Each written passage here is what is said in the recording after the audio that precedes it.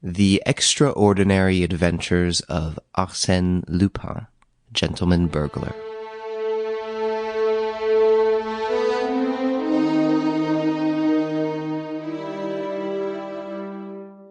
By Maurice Leblanc.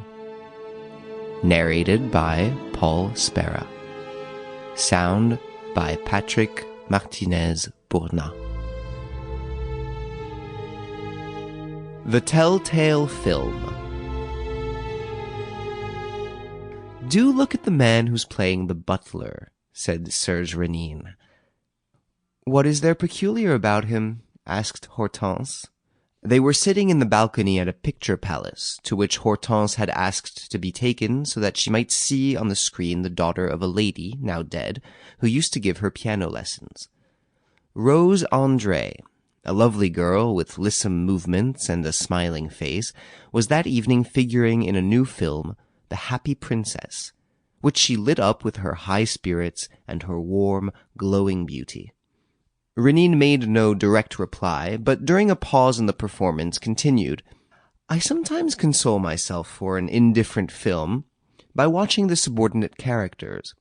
It seems to me that those poor devils, who are made to rehearse certain scenes 10 or 20 times over, must often be thinking of other things than their parts at the time of the final exposure. And it's great fun noting those little moments of distraction which reveal something of their temperament, of their instinctive self. As, for instance, in the case of that butler. Look." The screen now showed a luxuriously served table. The happy princess sat at the head, surrounded by all her suitors. Half a dozen footmen moved about the room, under the orders of the butler, a big fellow with a dull, coarse face, a common appearance, and a pair of enormous eyebrows which met across the forehead in a single line.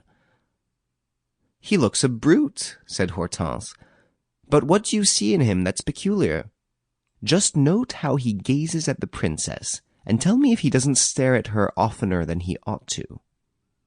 "I really haven't noticed anything so far," said Hortense. "Why, of course he does," Serge Rénine declared. "It is quite obvious that in actual life he entertains for Rose André personal feelings, which are quite out of place in a nameless servant. It is possible that, in real life, no one has any idea of such a thing, but on the screen, when he is not watching himself, or when he thinks that the actors at rehearsal cannot see him, his secret escapes him. Look." The man was standing still. It was the end of dinner. The princess was drinking a glass of champagne, and he was gloating over her with his glittering eyes half... Sample complete. Ready to continue?